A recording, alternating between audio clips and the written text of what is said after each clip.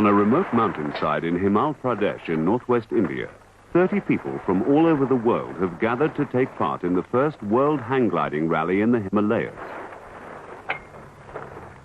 This fascinating, dangerous, hard and beautiful land, coupled with $15,000 worth of prize money, has lured many of the world's top hang glider pilots to this unknown corner of India. To fly in the Himalayas is the ultimate challenge. Everything is at stake, including their lives. These are the things you think about when you're flying, and you wonder if you've done them properly. For some of the competitors, flying is a new experience, a recently discovered adventure, embarked upon against all odds. For them, the competition is not all important. Just to fly in the shadows of these forbidding mountains is enough. But for the professional pilots, it's a way of life, an all-consuming passion. Hang gliding is their livelihood.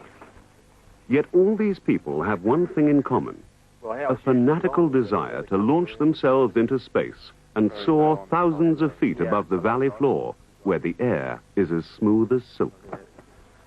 The last time it was like this, it was hailing within an hour.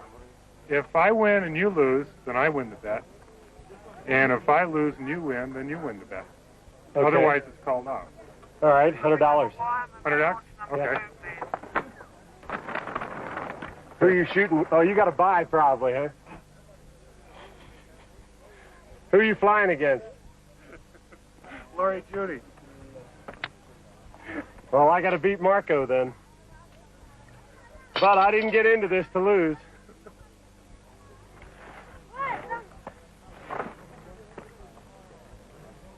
Dharamshala landing for Mr. Keith, over.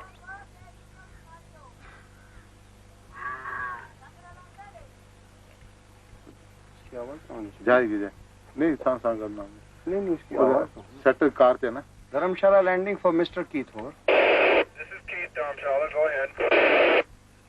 Dharamshala landing for Keith. Then can we know at what time they are starting launching, over? It looks like the pilots will probably be ready to fly by 11 o'clock. So if the pylons are all set up by then, I'll call you before then and let you know what the task is going to be. 10 minutes.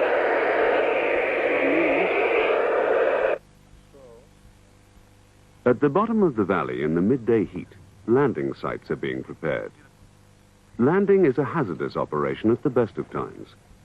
It is made even more dangerous here, where the terrain is rough and the landing areas hard to detect. Behind that ridge, you'll see a road that runs along the bottom, up a zig, back along the zag, and then zigs again. Okay. Right? Now, directly between those two bits of the road is the pylon. Understand? Gotcha. Okay? And the landing area is this way and slightly to the right, up close to a hill. It's a large grey field. I saw someone land there yesterday. Okay? So you happy? Yeah. Happy with conditions? The competition is run on a one-to-one basis. The pilots are seeded and fly against each other in a series of heats. Go ahead, buddy. Let's have a good time.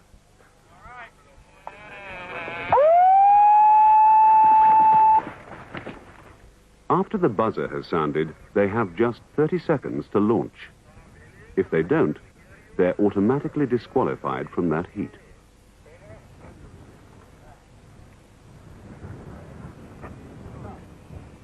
When you hear the siren, 30 seconds. It takes considerable skill and practice to read the weather conditions and flight characteristics of a hang glider. Once the pilot has learnt this, he can remain airborne and travel an incredible distance without power.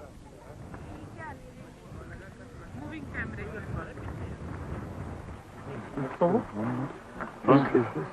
I hope that's not mine. Taking an orange. Haven't got much breeze coming up now. There are two forms of lift that hang gliders use. Thermals, heated pockets of air which rise into the sky, and ridge lifts, when wind rises over an obstacle such as a mountain. Thermals are more difficult to find, but may carry the pilot to the base of the cloud layer. In the race, the competitors will use both forms of lift to fly around a difficult 70-kilometer course.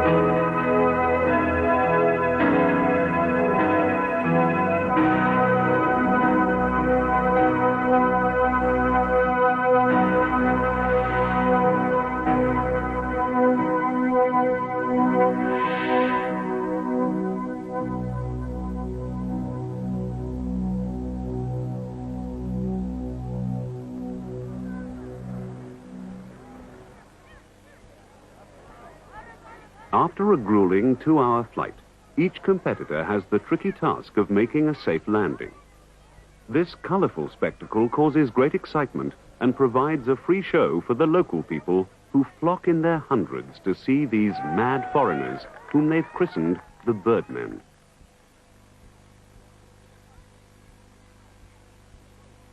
Each day, a new course is set, but it still includes familiar landmarks.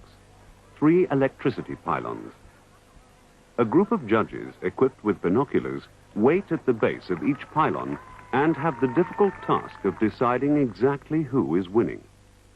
The competitor who has flown around the most number of pylons wins the heat. If 2 competitors have flown around the same number of pylons, whoever gets down first wins. It makes no difference to his score where or how he lands.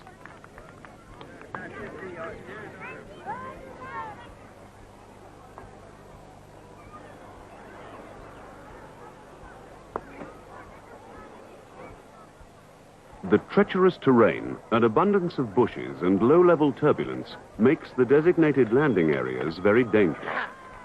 This does not bother the experienced pilots unduly, but for the less experienced, it presents a multitude of problems. Namely, how to land without breaking a bone, but most important, without damaging your glider. Some were more successful than others.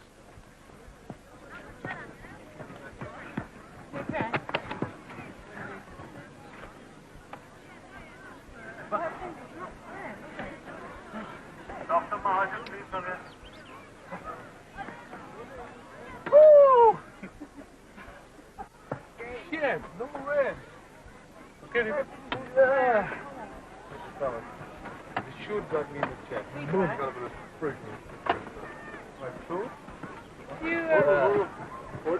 You keep just a fraction of speed on. You have nothing to play with. Yeah, it was a good.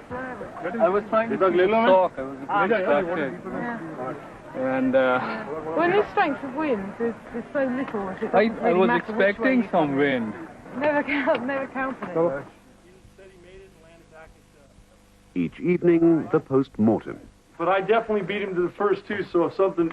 But, you know, if they didn't score us for not making them... You didn't make it. I know I Unless did. you took it twice. If you went round twice, No, you took it. I didn't make it twice. I made it on a straight line. Pilots always ruin the competition because you've got to rely on the judges completely, and the pilots never agree with the judges. Didn't we say something about Something like that, yeah. That's exactly what That's we why said we was were going to saying happen, you and that's please what make sure happened. you- Somebody goes further than the other guy, and he loses. And If that's you miss the pylon. Yeah. That's why we were saying That's not funny, and now the rules are going to be because I know that we can both make it.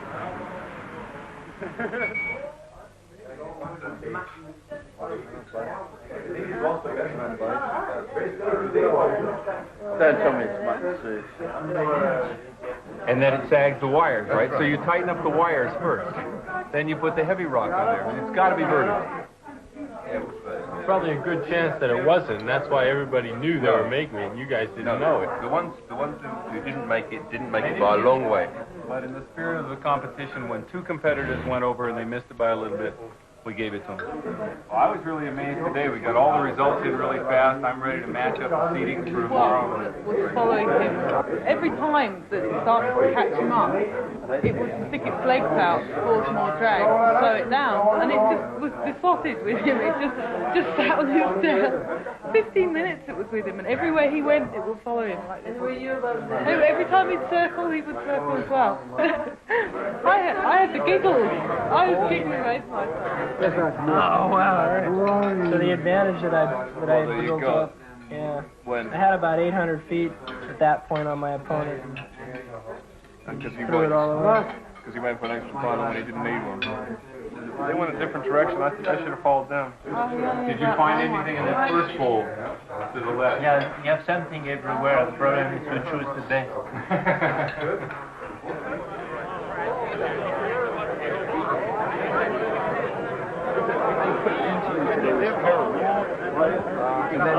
Things like that.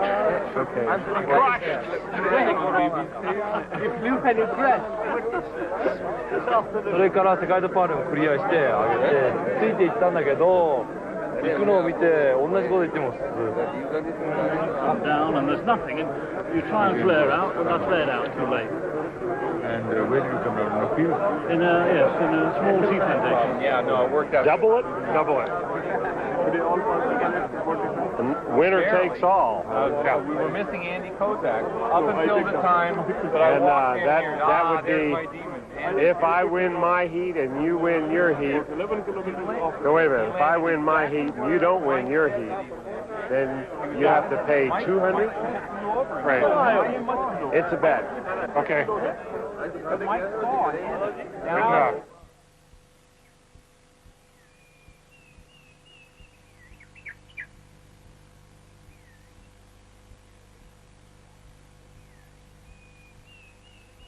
In this format, everybody, when you're tied, that the way you break things like this is to have a big, exciting fly-off. The fastest guy around the course, he could decide the top four positions with a four-man fly-off. Till now, in a one-on-one contest, it was not like this. It was a one-on-one contest before, and the fastest was not the winner. The rules it states that you can't finish the meet on a time, and if we fly two one-on-one heats, it must finish on a tie. In the rules, it says if there's a tie at the end of 7 rounds or June 7th, the tie will be broken by the tiebreaker system, so there won't finish on a tie. Do you think it's fair that these top four places are going to be decided as to how the people that we flew in the meet? Anyway, I don't think that one-on-one is competed? a fair championship. No, so wouldn't a four-man But heat it's decide just everything the be rules. more valid for everybody with the same win-loss group?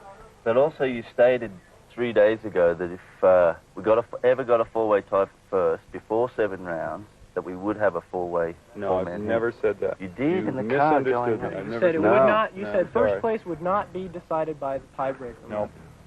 You I did wrote say those that rules going in up print, in the car. and those rules in print are what I've got to stick with because that's what everybody came into this contest understanding. If we lose, Leach, Ledden, and Ikanui and me can all get in front of us. Yeah.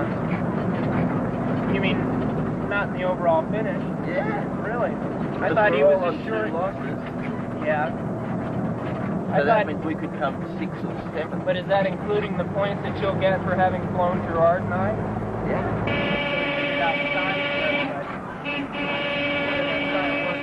If Gerard wins, then he can't lose. He can't lose.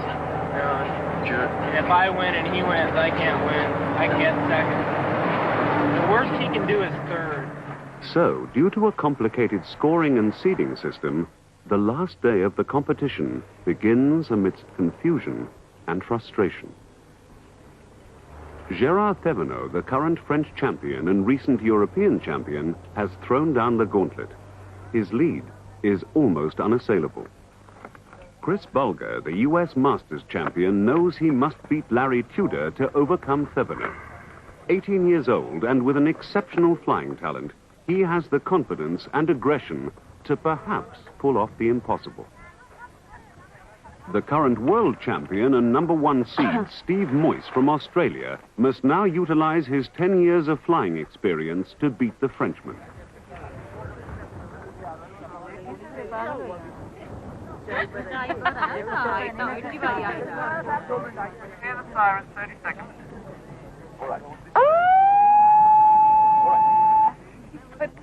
The race begins and the first heat takes off.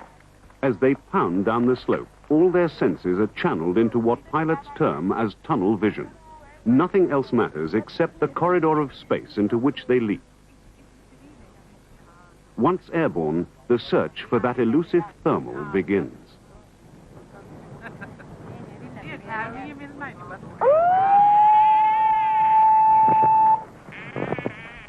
Jim Reed takes off in the second heat. His opponent is Judy Ledden.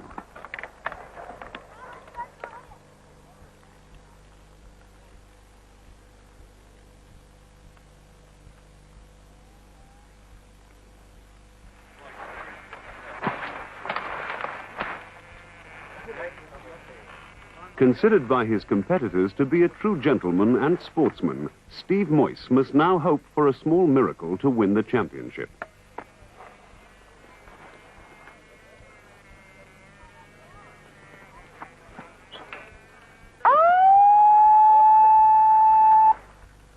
Gérard Thévenot takes off immediately after the buzzer, with Steve Moyse following.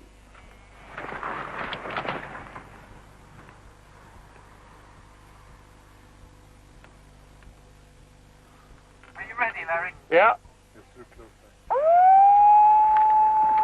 Larry Tudor, world distance record holder, launches himself into space, and Chris Bulger takes up the challenge.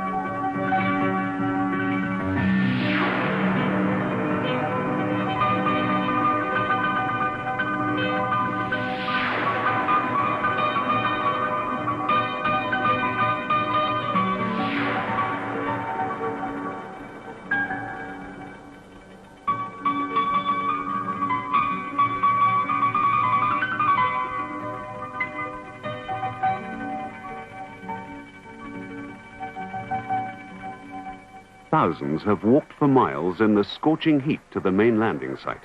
They sit waiting in anticipation, oblivious to the midday sun.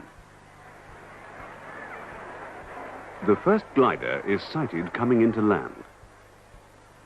Dudley Reed, who is seeded number 6, wins his heat, and in doing so takes 6th place in the overall competition.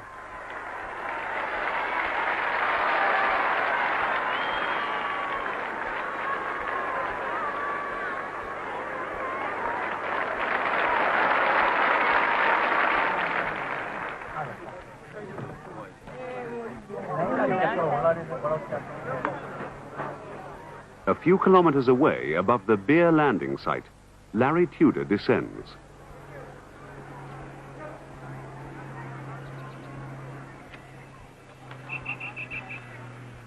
His experience in cross-country flying is not enough. He is lost to Chris Bulger, who, unbeknown to him, lands simultaneously at the main landing site.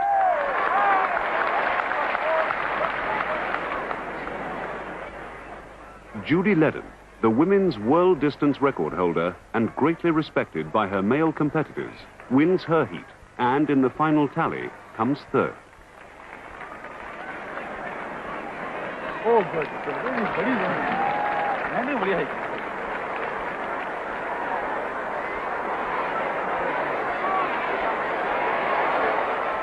One by one, the pilots land.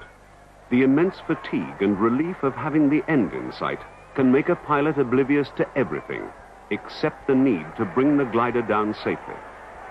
Sometimes this gives the flight a nasty sting in its tail.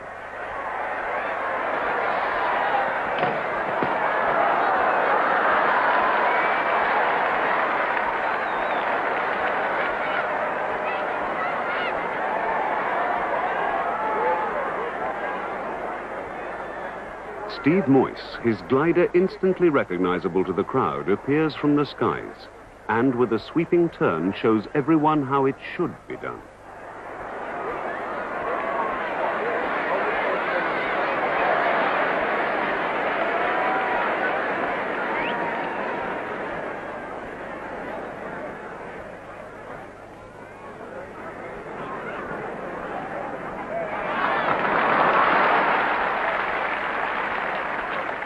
Gee, it's pretty scary landing. Why? Oh, it's so small.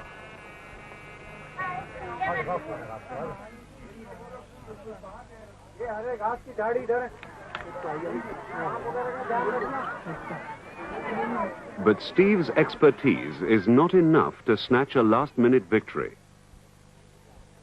Above a 3rd landing site far away across the other side of the valley, Gérard Thévenot begins his descent, confident in the knowledge that he has beaten some of the best hang gliders in the world.